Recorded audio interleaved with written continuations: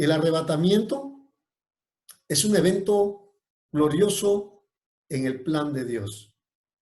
No importa si hay grupos que no creen en este evento. No importa si hay quienes rechazan el arrebatamiento, si hay quienes no creen en el arrebatamiento, pero mientras mi Biblia hable de que vamos a ser arrebatados, mientras la Biblia nos muestra, nos dice que Jesús vendrá otra vez y tomará lo que es de Él, entonces yo creo en el arrebato, en el arrebatamiento. Y Jesús va a venir por lo suyo, por nosotros. Vendré por vosotros, dice el apóstol Juan, en el Evangelio de San Juan. La primera cosa que yo quiero compartirles en este tema del arrebatamiento es la promesa del arrebatamiento. Ustedes que tienen su material, ustedes pueden anotar ahí la promesa del arrebatamiento. Si este es el plan de Dios, significa que Dios ha hecho todo, ha planificado todo de tal manera que no lo ha dejado a la iglesia a creer al azar cualquier evento futuro, sobre todo en este evento del arrebatamiento. La iglesia no debe caer en la ignorancia, en la indiferencia, no debe caer en la falta de conocimiento de este evento, puesto que Dios, que es muy sabio, nuestro Dios ha dejado todo planificado. Y la primera cosa que yo quisiera compartirles es que sobre la promesa del arrebatamiento. La primera cosa que quiero decirles es que Cristo prometió a sus discípulos que iba a la casa del Padre. Por ejemplo, que iba al cielo. En Juan capítulo 14, versículo 1 y 2, dice él: no se turbe vuestro corazón. Creéis en Dios y creed también en mí. En la casa de mi Padre muchas moradas hay. Si así no fuera, yo os lo hubiera dicho. Voy pues a preparar lugar para vosotros. Una de las cosas que es clarísimo es que existe el cielo es real, Dios el Padre es real, Dios el Hijo es real, Dios el Espíritu Santo es real. No me importa si los unitarios no creen en la Trinidad.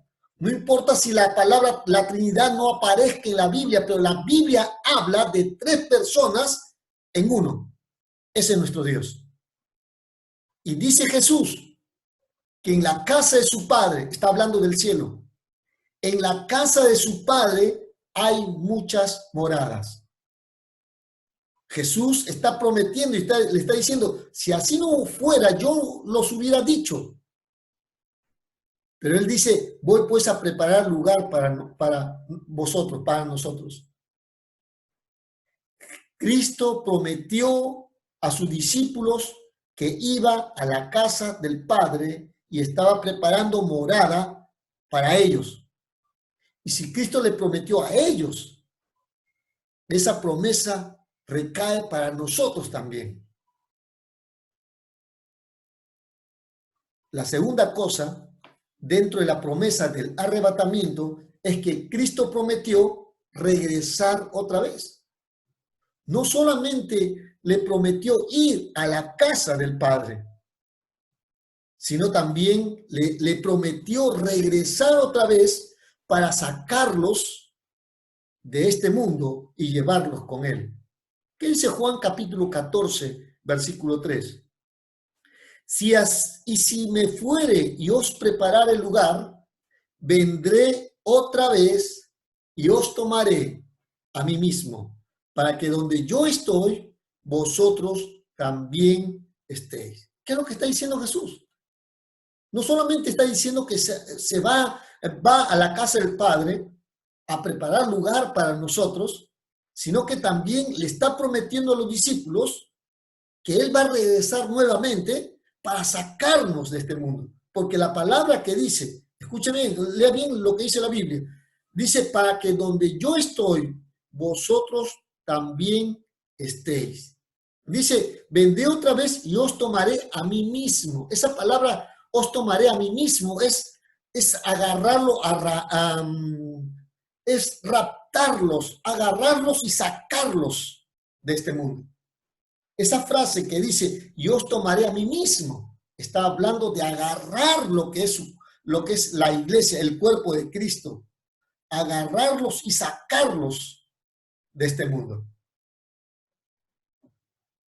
Cristo prometió a sus discípulos que iba a la casa del Padre a preparar morada para nosotros.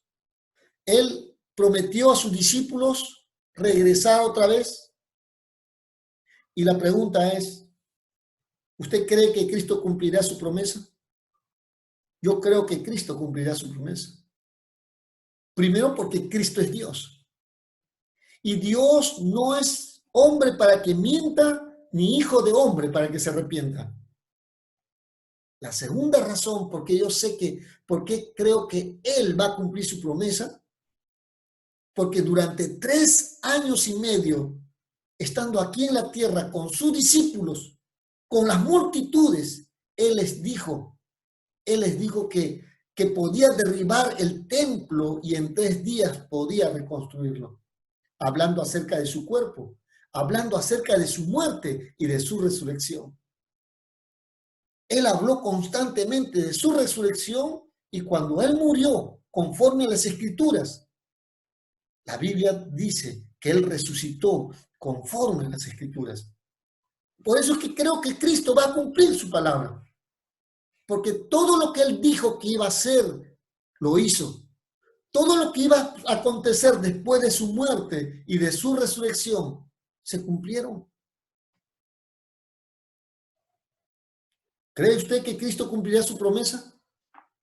Según de Corintios, capítulo 1, versículo 20, dice lo siguiente: porque todas las promesas de Dios son en Él, sí, y en Él, amén, por medio de nosotros, para la gloria de Dios. Esta Biblia no contiene la palabra de Dios. Esta Biblia es la palabra de Dios. No me importa si las sectas judaizantes no creen en la Biblia, solamente quieren creer en el Torah. Quiero decirles, este libro es un libro, no es como cualquier libro, es la palabra de Dios. Y todo lo que dice aquí en este libro, en esta Biblia, se han cumplido, se están cumpliendo y se van a cumplir. Así que si usted no cree, eso es su problema. Pero cuando Dios dice algo, Él lo cumple. La segunda cosa que yo quiero compartirles con respecto al arrebatamiento es el propósito del arrebatamiento. Hay un propósito en este evento glorioso dentro del plan de Dios. El propósito del arrebatamiento. En este punto yo quisiera decirles que el arrebatamiento significa salvación completa para los que están en Cristo. Voy a repetir esto. El propósito del arrebatamiento significa salvación completa para los que están en Cristo Jesús. Cuando uno acepta a Cristo, cuando uno acepta a Jesús en su corazón, lo recibe a Él como su Señor y Salvador. Cuando digo le recibe, los calvinistas empiezan a decir, no, este es un falso cristiano. Digan todo lo que quieran, la Biblia habla de que más a todos los que le recibieron, a los que creen en su nombre, les dio la potestad de ser hechos hijos de Dios. Pero como todos aquellos, cuando no están de acuerdo con este libro, siempre tienen razones para no creerlo. Voy a repetir esto. Sucede esto cuando las personas no quieren creerle a Dios, siempre tienen razones para no obedecer lo que dice este libro. Así lo hicieron los testigos de Jehová, no creían en Jesús, ni creían en el Espíritu Santo, cambiaron la traducción. La secta de los judaizantes no quieren creer en Jesús, dicen que Jesús es como cualquier judío, y como esta Biblia habla de Jesús que es Dios, entonces ellos dicen, tienen que ir a los originales, a los manuscritos originales. Di todo lo que quieras, busca donde tú quieras, pero este bendito libro he visto borrachos transformados. He visto hombres pecadores, hombres que han salido de la profundidad de la inmoralidad y este libro los ha transformado, los ha cambiado. ¿Sabe por qué? Porque esta es la palabra de Dios.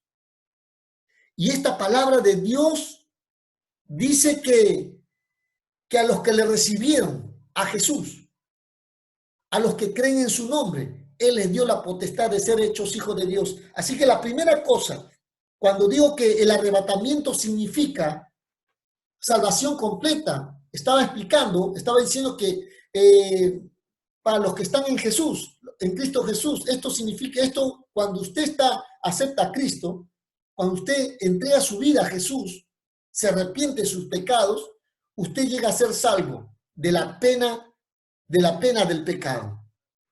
Cristo le perdona, le limpia de todos sus pecados y Cristo sufrió la pena, o sea, el castigo por nuestros pecados, como dice Isaías.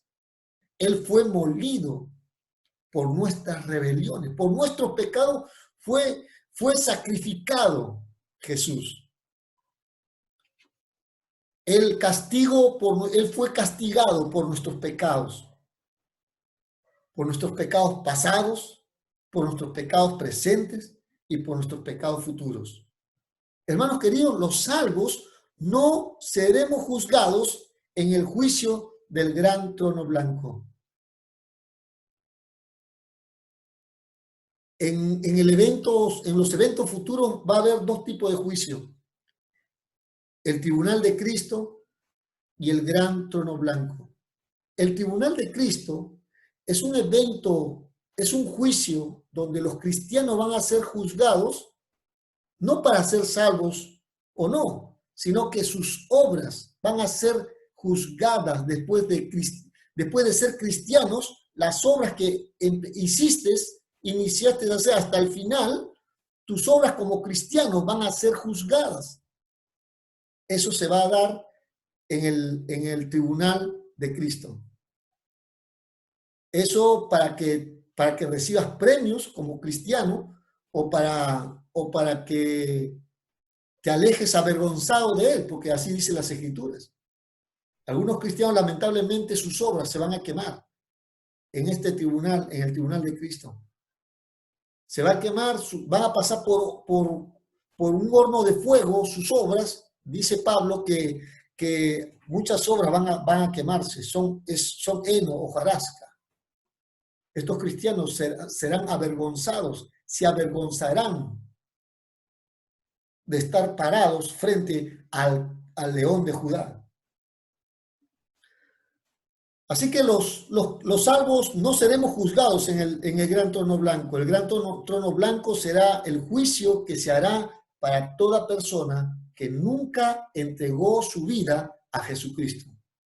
A diferencia del tribunal de Cristo, en el trono blanco, las personas van a ser juzgadas, sentenciadas y condenadas. Ellos no tendrán oportunidad de salir ahí.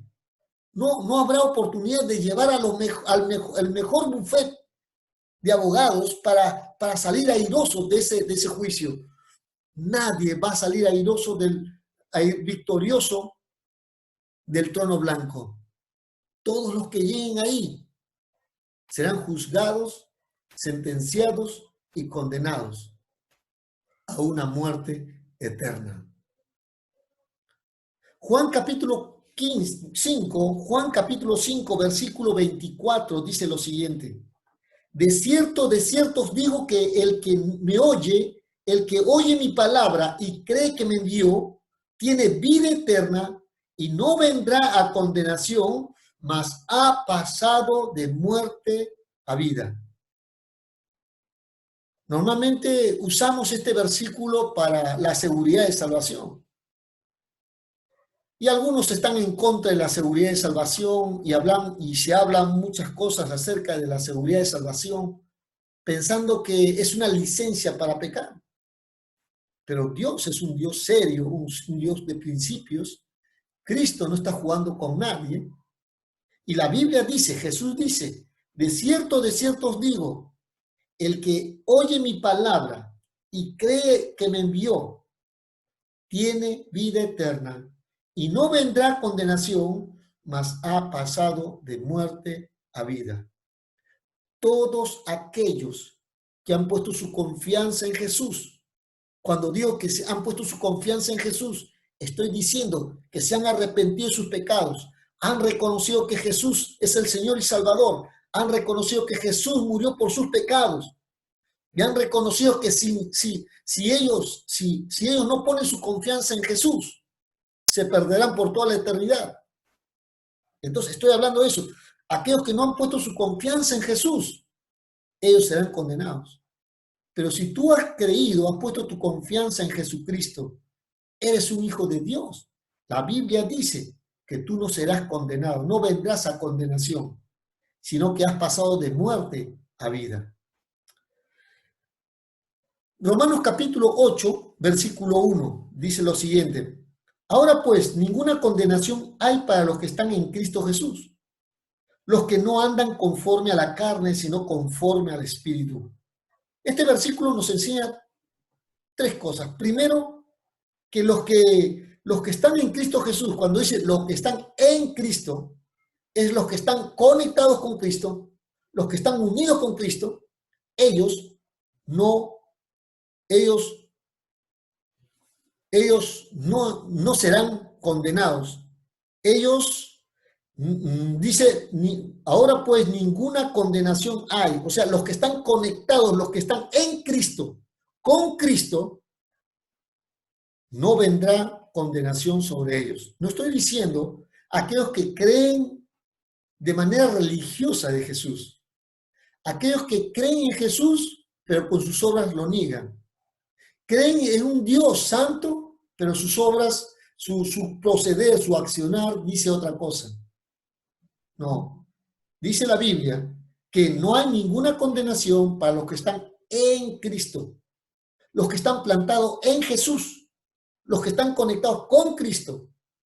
No está hablando de los religiosos, de religiosos evangélicos. No está hablando de cristianos religiosos. Está hablando de personas que han puesto su confianza en Jesús y están ahora caminando con Jesús y en Jesús. Ahora pues ninguna condenación hay para los que están en Cristo Jesús. Pero mire lo que dice, los que no andan conforme a la carne, a la concupiscencia, sino conforme al Espíritu. O sea, la segunda cosa es que no hay condenación para los que están en Cristo, porque los que están en Cristo no caminan bajo el impulso de su carne, no están caminando bajo el impulso de sus deseos y de sus emociones. Tampoco son guiados por su forma, por sus pensamientos, por sus criterios. La segunda cosa en este versículo es que no hay condenación para los que no viven conforme a este mundo. Puede darse el caso de que puede haber religiosos no viviendo conforme a este mundo, ¿eh? Se vive de otra manera, son moralistas, pero no han experimentado el nuevo nacimiento. Lo contrario a esto es que puedo haber tenido mi nuevo nacimiento y los que han tenido un nuevo nacimiento han creído en Jesús, han aceptado a Jesús como su Salvador. Ellos, los que han experimentado de verdad el nuevo nacimiento, ellos ya no andan conforme a la carne. Ya no andan conforme a sus deseos ni a sus pasiones. Rechazan el pecado. No son perfectos, pero rechazan el pecado, rechazan el mundo, rechazan vivir bajo la filosofía de este mundo. Rechazan vivir bajo el concepto, la forma bajo los pensamientos, las ideas de este mundo. En la cristiandad hemos aprendido mal, porque cuando vemos a cristianos fumando, le decimos mundanos, cristianos escuchando música rock, mundanos, etcétera. Pero yo quiero decirles, una persona mundana es una persona, un cristiano mundano, es una persona que vive bajo los principios de este mundo, bajo la filosofía de este mundo. Todo cristiano, todo hijo de Dios debe vivir bajo los principios y preceptos de la palabra de Dios. Y la tercera cosa en este versículo es que los que están en Cristo ya no tienen condenación, ya no hay ninguna condenación sobre ellos. Dice que ellos caminan, ellos andan conforme al Espíritu. Miren lo que dice Romanos 8:1. Ahora pues ninguna condenación hay para los que están en Cristo. ¿Por qué? Porque no hay ninguna condenación para los que están en Cristo. Porque no andan conforme a este mundo. No andan conforme a su propia voluntad, sino a la voluntad del Padre, a la voluntad expresada en la palabra de Dios. Y la segunda cosa es que andan conforme al Espíritu. Y la pregunta es, ¿cómo puedo andar conforme al Espíritu? ¿Danzando? ¿Bailando en los templos? ¿Cómo puedo andar en el Espíritu? ¿Debo recibir revelación de un ángel? ¿Debe venir un ángel del cielo y decirme y revelarme algunas cosas? No. ¿Cómo es andar en el Espíritu? Si usted lee todo el capítulo 8 de Romanos, usted se va a dar cuenta que el andar en el Espíritu, o sea, andar en el Espíritu es andar bajo la obediencia a la palabra de Dios. Si uno quiere andar en el Espíritu, uno tiene que obedecer la palabra de Dios. No necesitas revelación sobrenatural. Simplemente necesitas obedecer la palabra de Dios y caminar en la obediencia a esa palabra. El gran problema de muchos cristianos que tienen una terrible frustración, se van de las iglesias, es porque nunca han querido ser obedientes a la palabra de Dios. Por eso sacan muchas razones por qué no creer en este bendito libro. Porque nunca han tenido la capacidad para obedecerle a Dios. Y después le echan toda la culpa a Dios de todo lo malo que les sucede. El propósito del arrebatamiento significa que una salvación completa para los que están en Cristo.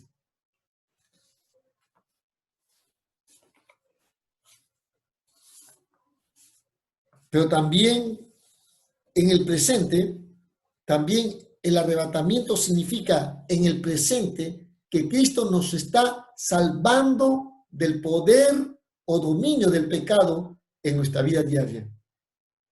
No somos perfectos si no fuera por el Espíritu Santo que mora en nosotros y por la obra de Cristo como nuestro mediador, seríamos como los del mundo. Seríamos como cualquier mortal que no conoce al Señor. Nosotros los cristianos no somos perfectos. Tenemos fallas. Nuestra vida tiene que ir perfeccionándose. El apóstol Pablo dijo en Filipenses capítulo 1, verso 5, él dice que estando persuadido de esto, el que comenzó en vosotros la buena obra, la perfeccionará hasta el día de Jesucristo. No somos producto terminado. Dios está trabajando en nuestra vida. Dios está desarrollando, está transformando nuestro carácter. Y para que Dios siga desarrollando nuestro carácter, necesitamos ser obedientes a la palabra de Dios. Cuando nosotros somos obedientes a la palabra de Dios, el Espíritu Santo que mora en nosotros nos ayuda nos ayuda a que nuestra vida sea transformada día a día, día a día. Por ejemplo, Efesios capítulo 1, versículo 13 al 14. Dice, en él también vosotros, habiendo oído la palabra de verdad, el evangelio de nuestra salvación, y habiendo creído en él, fuisteis sellados con el Espíritu Santo de la promesa, que es las arras de nuestra herencia hasta la redención de la posesión adquirida para el avance de su gloria. El Espíritu Santo mora en nosotros. Cosa que el unitario no puede creer y confiar plenamente en las Sagradas Escrituras porque no cree solamente en Jesús. Las sectas de los judaizantes no pueden creer en el Espíritu Santo ni en Jesús porque piensan porque para ellos no existe. Así que ellos aceptan mensajes humanistas, viven bajo los preceptos humanistas y no pueden ver en sus vidas transformación porque no conocen, no lo reconocen y no conocen al verdadero Dios que mora en sus corazones. Según de Corintios capítulo 3, versículo 18, dice lo siguiente: por tanto, nosotros todos, mirando a cara descubierta, como en un espejo, la gloria del Señor, somos transformados de gloria en gloria en la imagen como por el Espíritu del Señor. ¿Quién transforma nuestra vida? El Espíritu Santo. El Espíritu Santo va transformando nuestro carácter al carácter de Jesús. Gálatas capítulo 5 habla sobre el fruto del Espíritu. No son los frutos del Espíritu, es el fruto. ¿Y el fruto del Espíritu cuál es? Es el carácter transformado del cristiano. Algunos hablan de frutos del Espíritu. No, Señor. El fruto del Espíritu es el carácter transformado de un cristiano o de una cristiana. ¿Cuál es el fruto del cristiano? Es otro cristiano. Pero el fruto del Espíritu es el carácter de cada uno de ustedes. ¿Quién transforma nuestro carácter? El Espíritu Santo. Día tras día, día tras día, todos los años de vida que tengamos en esta tierra, Él va a estar transformando. En la medida que nosotros seamos obedientes a la palabra de Dios, el Espíritu Santo va transformando nuestra vida. Pero aún a pesar de que el Espíritu Santo está trabajando en nosotros, nunca seremos perfectos aquí en la tierra. No llegaremos a la perfección. Así que no nos estresemos, no nos impacientemos. Lo único que tú debes estar enfocado es obedecer siempre la palabra de Dios. Dice, por tanto, nosotros todos mirando a cara descubierta como en un espejo la gloria del Señor, somos transformados de gloria en gloria en la misma imagen como por el Espíritu del Señor.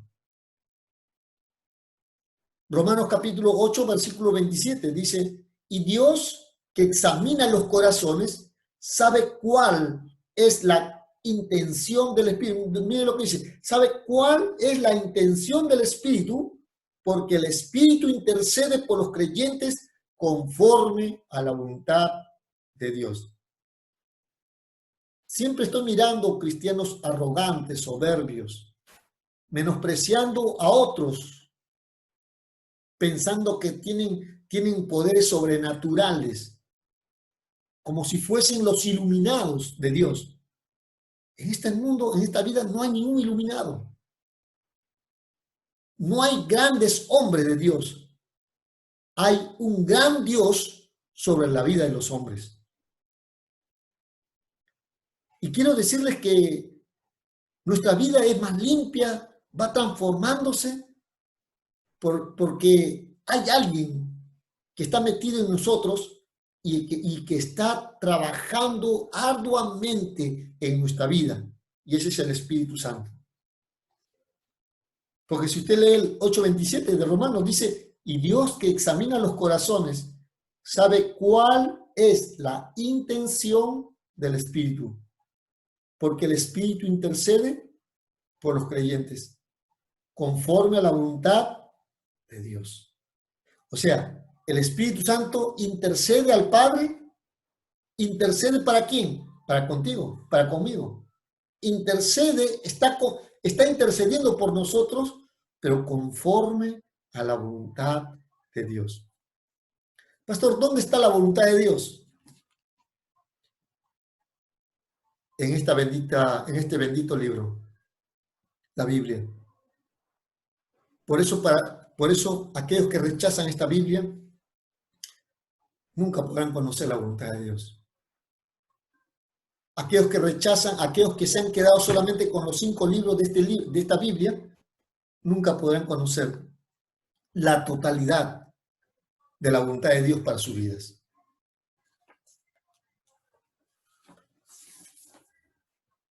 El arrebatamiento significa la salvación completa. Cuando uno acepta a Jesús, Él nos perdona nuestros pecados pasados, presentes y futuros. Hemos visto que en la vida presente Él nos auxilia, nos ayuda a vivir una vida limpia y santa. Así que no le tiremos piedra a las personas que no son cristianas, porque si no eres como ellos, si tú no eres como el borracho o el mundano que anda por ahí, tus vecinos que no son cristianos, si tú eres mejor que ellos, no es porque tú tengas algo muy especial para con Dios. Nadie tiene nada especial para con Él. Si somos un poco mejor que otros que no conocen al Señor, es por su misericordia. Es por la gracia y misericordia de Dios.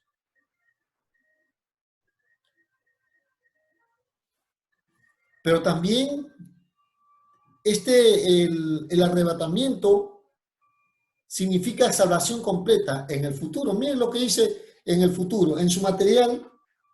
En el futuro, en el arrebatamiento, hermanos queridos, seremos salvos de la presencia del pecado. Nos llevará Cristo fuera de este mundo, fuera del alcance del pecado. Ahí seremos salvos por completo, una salvación completa. El arrebatamiento en el futuro seremos salvos de la presencia del pecado. Nos llevará Cristo fuera de este mundo, fuera del alcance del pecado. Hebreos capítulo 9, versículo 28 dice: así también Cristo fue ofrecido una sola vez para llevar los pecados del mundo, y aparecerá por segunda vez sin relación con el pecado para salvar a lo que le espera. Voy a repetir el versículo.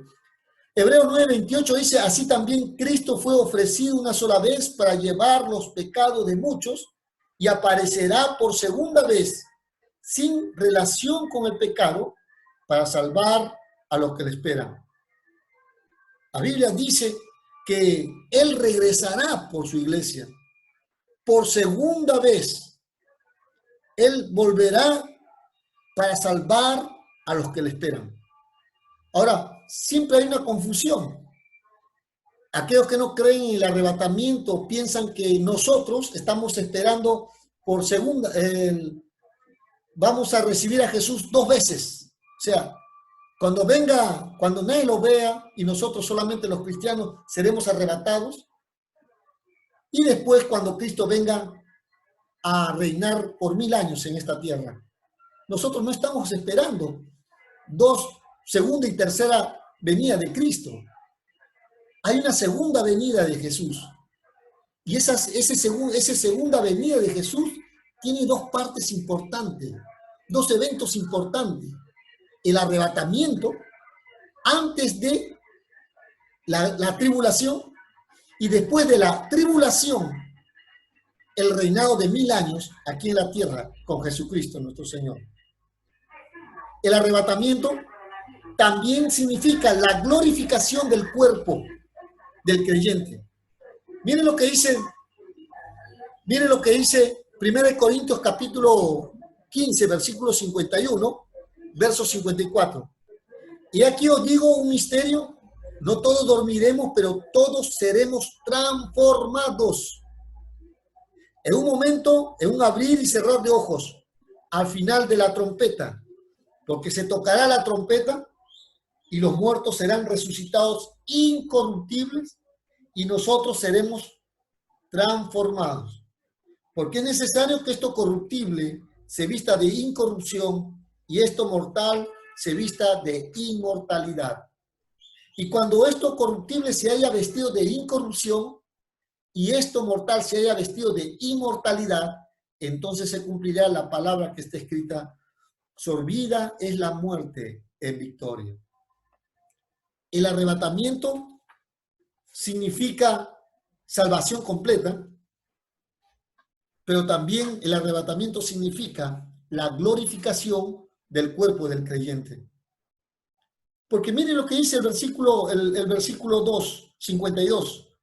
En un momento, en un abrir y cerrar de ojos, a la final trompeta, porque se tocará la trompeta y los muertos serán resucitados, incorruptibles.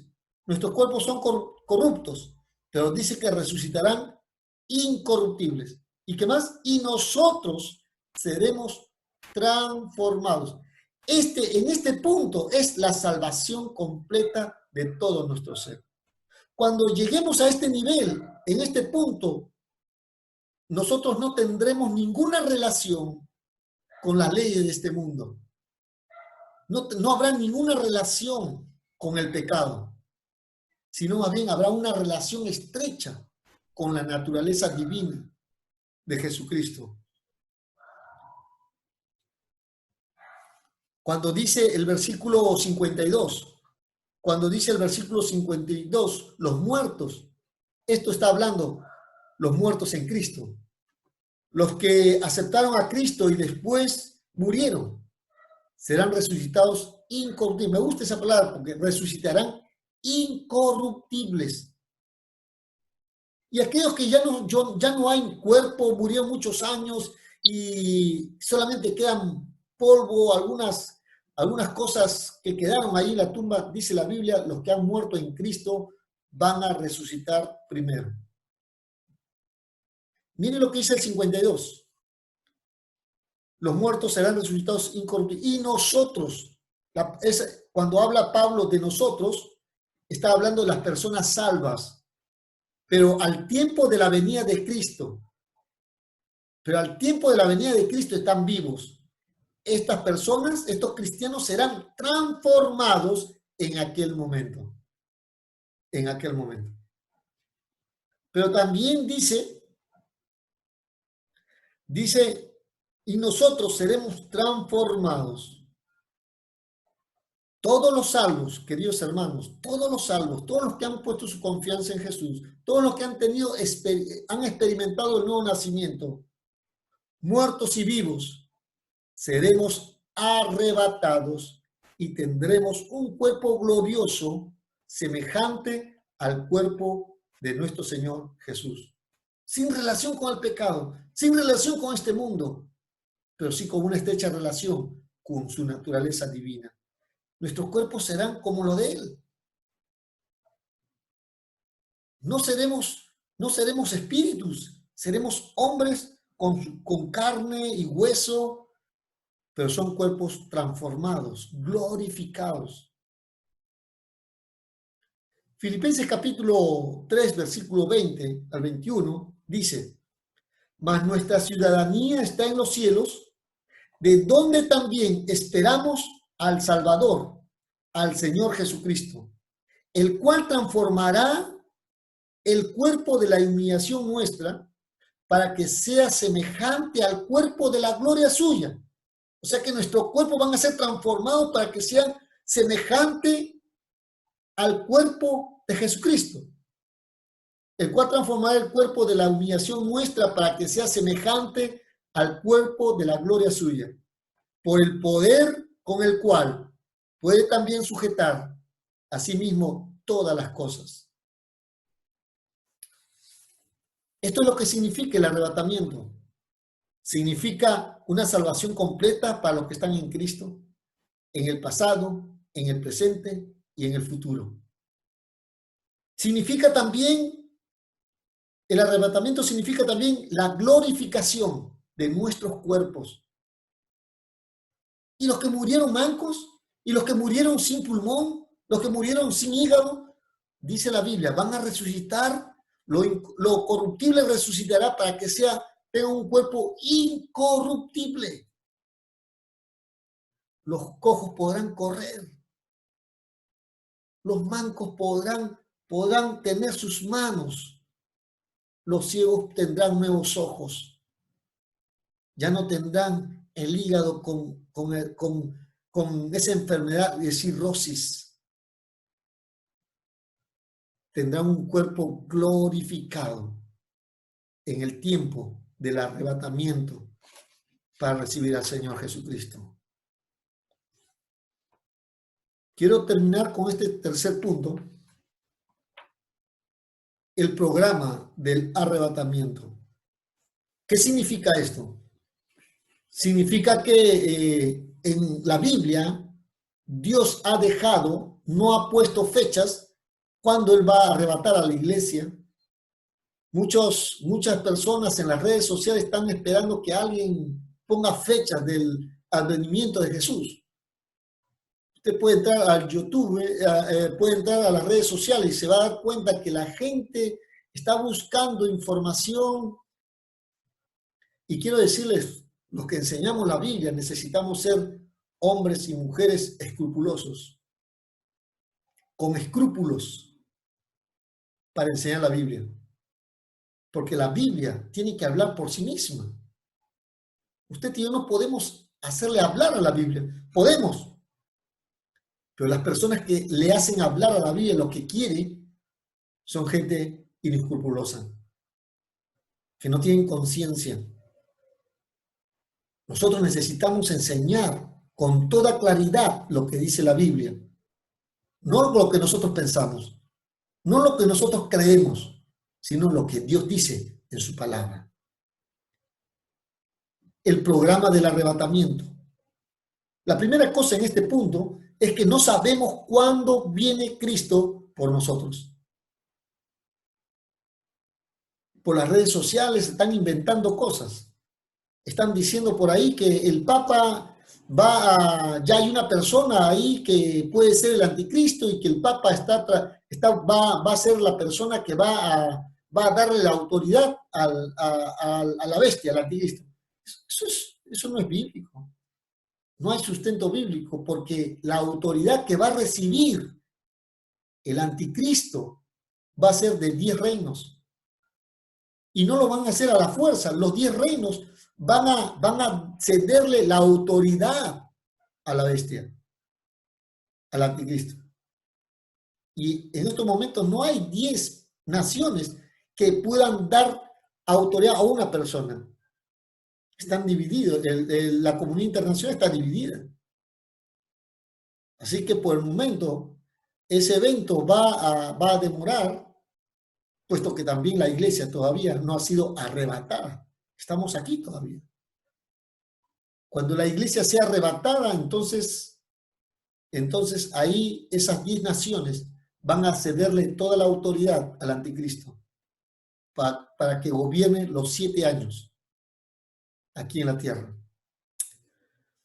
No sabemos cuándo viene Cristo por los suyos, por nosotros. Marcos capítulo 13, versículo 31 al 37 dice: el cielo y la tierra pasarán, pero mis palabras no pasarán. Pero de aquel día y de la hora nadie sabe, ni aun los ángeles que están en el cielo, ni el Hijo, sino el Padre. Mirad, velad y orad, porque no sabéis cuándo será el tiempo. Es como el hombre que, yéndose lejos, dejó su casa y dio autoridad a sus siervos, y a cada uno su obra, y al portero mandó que velase. Velad pues, porque no sabéis cuándo vendrá el Señor de la casa, si al anochecer o a la medianoche, o al canto del gallo o a la mañana, para que cuando venga de repente no os halle durmiendo. Y lo que a vosotros digo, a todo lo digo, velad. No podemos ser como las 5 vírgenes insensatas. El Señor todavía se demora. No, tenemos que estar velando, atento, porque la venida de Cristo, el arrebatamiento puede ser hoy inclusive. Terminando la clase puede darse el rapto de la iglesia. No sabemos cuándo. Es el evento de profecía que está próximo a cumplirse. Y no les crea a esas personas que se burlan por las redes sociales sobre esta enseñanza bíblica, sobre el arrebatamiento. Los remanentes de Israel, dicen de Israel, no son judíos, no vienen de Israel, son de cualquier país americano.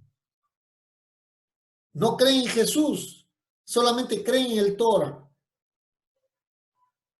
Por eso no creen en el arrebatamiento. Si no creen en Jesús, no creen en nada. Son gente infelices, buscando razones para vivir sin tener el propósito de cómo vivir en esta tierra. Si negamos la divinidad de Jesús, si negamos el poder transformador de la palabra de Dios, la Biblia, entonces, ¿para qué existimos en esta tierra?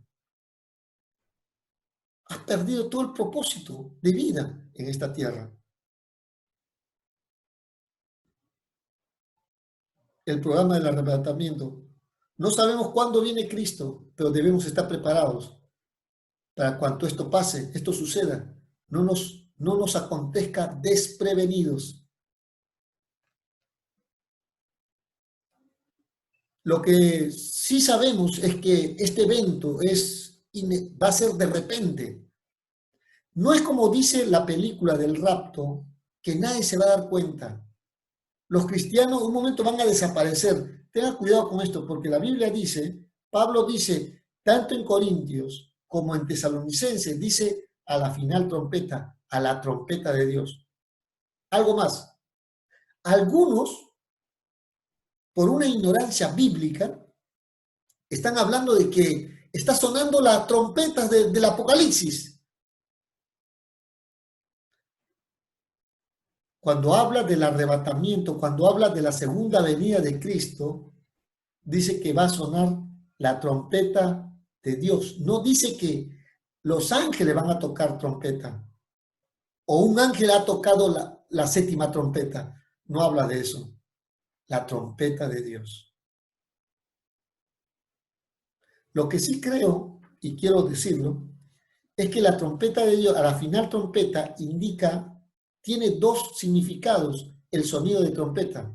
En el Antiguo Testamento, el sonido de la trompeta era para despertar al pueblo de una inminente invasión del enemigo, para estar precavidos de cualquier situación, de cualquier eventualidad. Es el primer significado de la trompeta. ¿Por qué se tocaba? O sea, y la segunda se tocaba la trompeta para reunir a la asamblea, para reunirlo al pueblo en un solo lugar. Por eso el apóstol Pablo, muy sabio, siendo revelado por el Espíritu Santo, él dice a la final trompeta. Quiero decir algo, lo que sí creo es que estos eventos mundiales, las pandemias, las guerras, todas estas cosas que van aconteciendo en el día de hoy, puede ser una llamada de atención para la iglesia, de que debe estar despierta, velando de lo que algo puede pasar con ella, del regreso, del arrebatamiento, del rapto de la iglesia del Señor. Hay que tener mucho cuidado aquí, hay que estar despierto. Será de repente, no será algo que nadie se va a dar cuenta.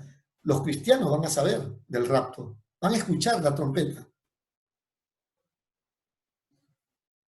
Y no sabemos si esa trompeta será audible con sonidos o puede ser algo que Dios use para despertarnos y darnos cuenta que estamos próximos a ser arrebatados por Él.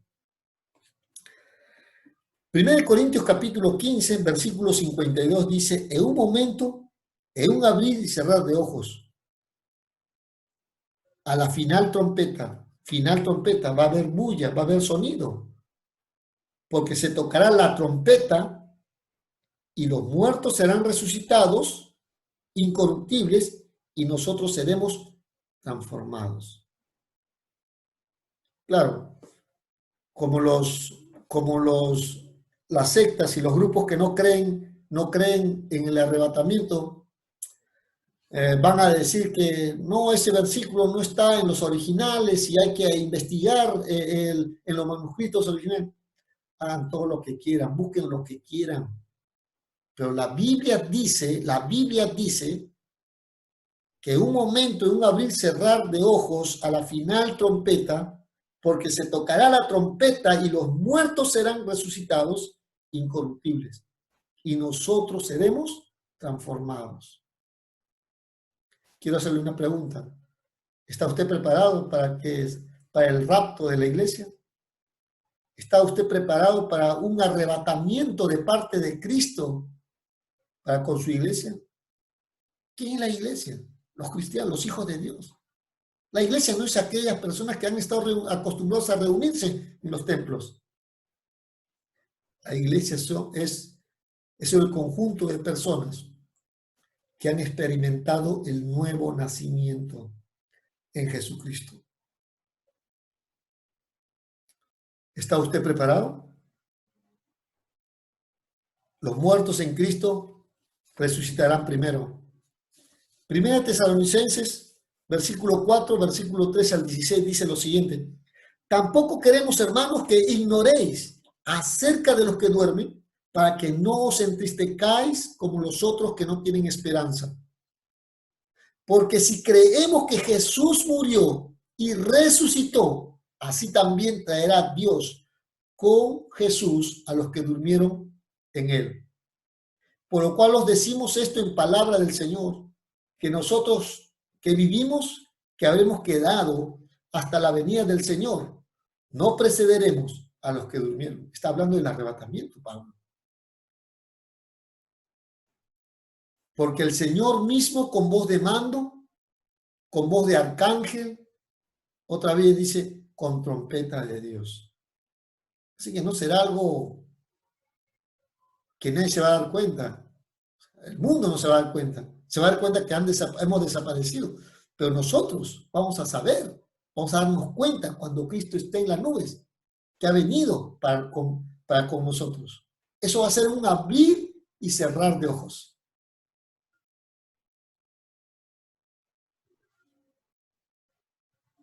Los vivos en Cristo serán arrebatados juntamente con los muertos, resucitados para reunirse con el Señor. Primera Tesalonicenses 4:17, que ya lo hemos leído. Y esta es una gloriosa esperanza, hermanos. Nadie puede tener tanta esperanza como los hijos de Dios, que han puesto su confianza en la palabra de Cristo, en la palabra de Dios, que está en la Biblia, y en este evento que el apóstol Pablo predicó y enseñó tanto a la iglesia de Corinto como a la iglesia de Tesalónica. Mientras esperamos al Señor, hermanos queridos, la promesa de su venida es una esperanza consoladora. Es una esperanza que nos consuela en tiempos duros de crisis como ahora.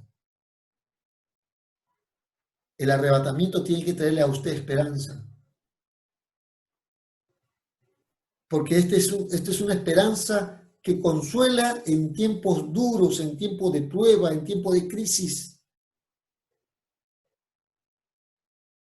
en tiempo de muerte también. Pero también es una esperanza que purifica. Primero de Juan capítulo 3, versículo 3, 1 al 3, mire lo que dice. Primero de Juan capítulo 3, del 1 al 3. Mirad cuál amor nos ha dado el Padre para que seamos llamados hijos de Dios. Por esto el mundo no nos conoce porque no le conoció a Él. Amados, ahora somos hijos de Dios y aún no se ha manifestado lo que hemos de ser. Pero sabemos que cuando Él se manifieste, mire lo que dice, seremos semejantes a Él, porque le veremos tal como Él es. Todo aquel que tiene esta esperanza en Él se purifica a sí mismo, así como Él es puro.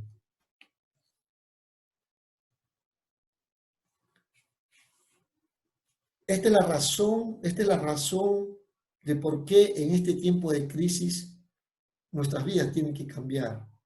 Nuestra relación con el Señor tiene que cambiar. Nuestra vida tiene que ser transformada, cambiada completamente.